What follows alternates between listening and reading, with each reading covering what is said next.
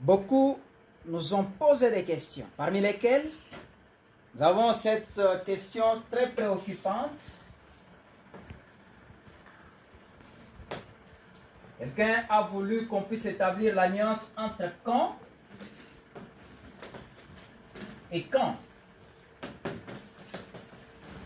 L'emploi de ces deux homonymes, quand et quand.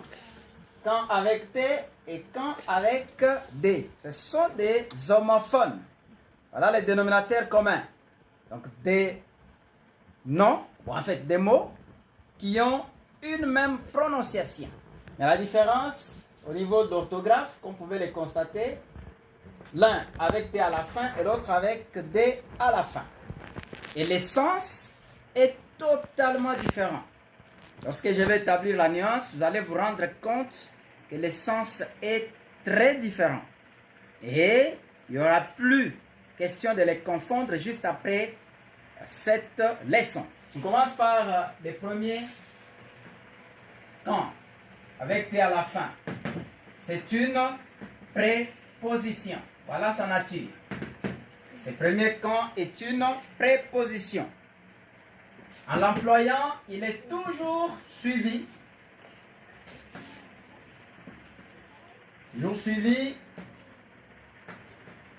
d'une autre préposition pour former une locution prépositive, toujours suivi de la préposition à, avec ses formes contractées o, c'est dérivé bien sûr, et o, au pluriel.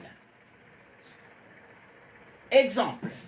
À partir d'ailleurs des exemples, que nous allons bien comprendre la différence ou la nuance qu'il y a entre les deux homonymes qui sont au tableau. Avant de donner les exemples, retenez qu'il signifie c'est quand, il signifie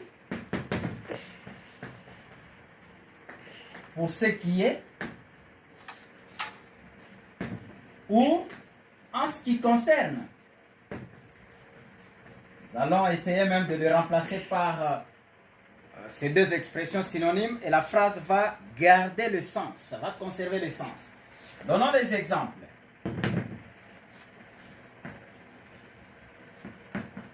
Quant à moi, je reste à la maison. Quant à moi, je reste à la maison. Quant aux questions,